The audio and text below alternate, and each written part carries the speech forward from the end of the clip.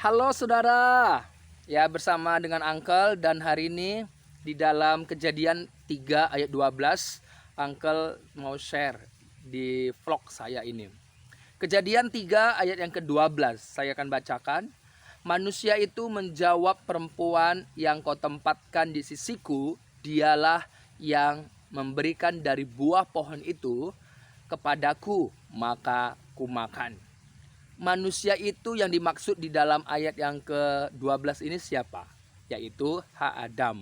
Kalau kita lihat di dalam Kejadian pasal 2 ayat yang ke-7, di mana Tuhan Allah membentuk manusia itu dari debu tanah dan seterusnya.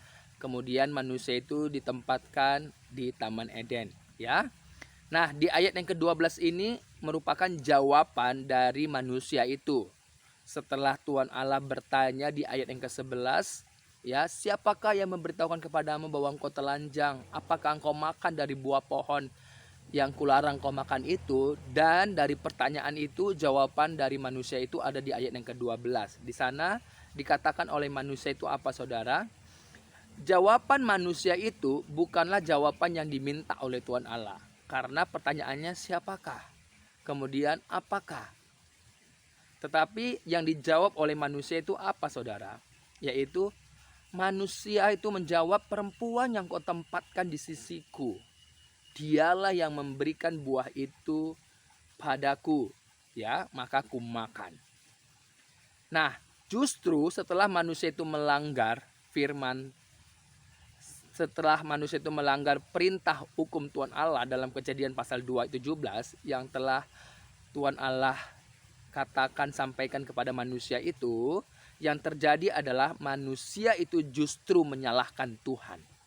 Kalau kita lihat di ayat yang ke-12, bagaimana, apa yang menjadi jawaban dari manusia itu? Yang pertama itu dia menyalahkan Tuhan.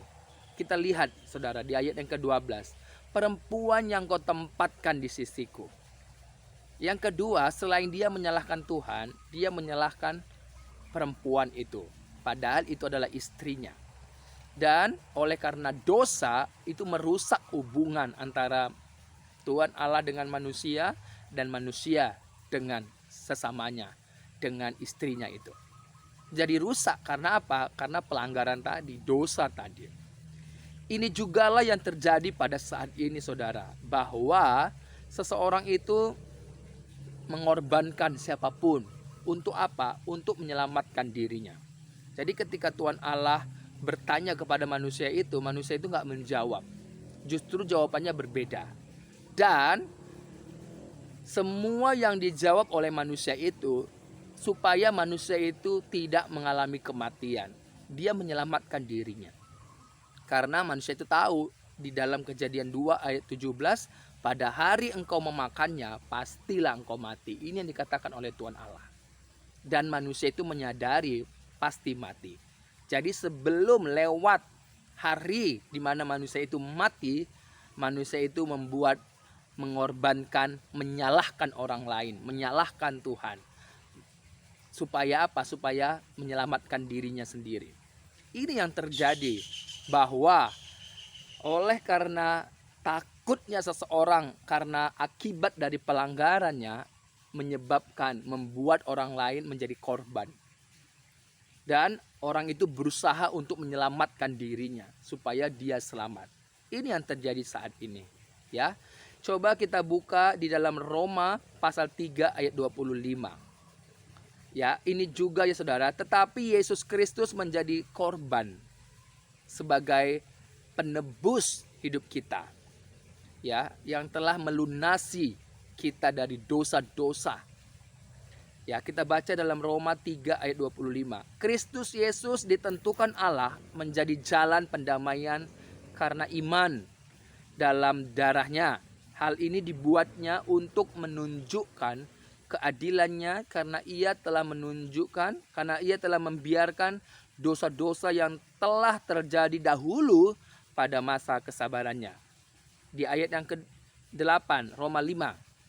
Akan tetapi Allah menunjukkan kasih-Nya kepada kita oleh karena Kristus telah mati untuk kita ketika kita masih berdosa. Ya, kita lihat di ayat yang ke-9. Lebih-lebih karena kita sekarang telah dibenarkan oleh darahnya. Darahnya ini siapa? Darah Yesus Kristus. Kita pasti akan diselamatkan dari murka Allah. Amin. Dosa ini merusak, saudara, hubungan manusia itu dengan Allah. Tidak hanya dengan Allah, tapi manusia itu dengan istrinya juga menjadi rusak hubungan itu. Dosa membuat manusia itu berseteru dengan Allah. Itu sebabnya manusia itu mendapatkan murka Allah. Tetapi Allah adalah kasih, saudara, yang mengasihi manusia. Sehingga apa? Sehingga ia menyediakan jalan pendamaian. Kalau baca dalam Roma 5 ayat ke-10. Sebab jikalau kita ketika kita masih seteru diperdamaikan dengan Allah oleh kematian anaknya, lebih-lebih kita yang sekarang telah diperdamaikan, ya, dosa, ya, kita diperdamaikan dan akan diselamatkan, pasti diselamatkan. Di sana dikatakan pasti akan diselamatkan oleh hidupnya. Ya, sekali lagi saya bacakan Roma 5 ayat 10. Sebab jika kita ketika kita masih seteru, ya, diperdamaikan dengan Allah oleh kematian anaknya, lebih-lebih kita yang sekarang telah diperdamaikan pasti akan diselamatkan oleh hidupnya. Roma 5 ayat 11. Dan bukan hanya itu saja, kita malah bermegah dalam Allah oleh Yesus Kristus Tuhan kita. Sebab oleh Dia kita telah menerima pendamaian itu. Jadi Tuhan Yesus Kristus, saudara, oleh karena pelanggaran kita, sehingga jalan pendamaian itu dibuat oleh Allah melalui anaknya Yesus Kristus yang hadir sebagai korban yang menebus hidup kita dari segala pelanggaran kita. Yang seharusnya kita mendapatkan murka Allah, dikatakan kita didamaikan melalui darahnya Yesus Kristus. Sehingga kita, ya, menikmati bermegah di dalam Allah oleh karena Yesus Kristus. Ini satu hal yang luar biasa.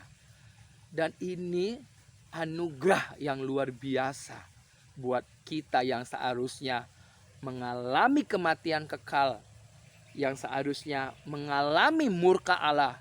Tetapi karena kasih Allah, Dia telah tunjukkan melalui kehadirannya di dalam Yesus Kristus yang menjadi korban, ya, sekali untuk selama-lamanya. Puji Tuhan, saudara. Jangan pergunakan kesempatan ini menjauh pergi dari Tuhan. Inilah kesempatannya. Jangan keraskan hatimu, ya. Tuhan Yesus Kristus mencari saudara, mengetuk hatimu, berbicara kepadamu, dan responilah sebelum hari itu lewat. Dispensasi waktu yang Allah berikan kepadamu jangan dilewatkan. Kalau engkau sudah tiba hari itu di mana engkau mati fisikmu kembali ke tanah tanpa meresponi jalan pendamaian itu melalui Yesus Kristus, janji yang Allah telah nyatakan, katakan, engkau akan mengalami kematian kekal. Tetapi sebelum itu tiba, sebelum kita kembali, kita meresponi apa yang telah Allah tetapkan di dalam Yesus Kristus, jalan pendamaian itu. Puji Tuhan, jangan lagi menyalahkan siapapun.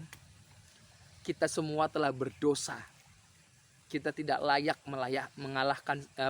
menyalahkan siapapun. Yang Tuhan mau kita responi panggilannya. Kita meresponi firman-Nya. Kita percaya atas apa yang dikerjakan olehnya di dalam Yesus Kristus. Percaya, fokus kita kepadanya. Ya, sampai kita tiba selesai hari itu. Dan kita pasti diselamatkan, dibangkitkan oleh Allah. Puji Tuhan, Tuhan berkati.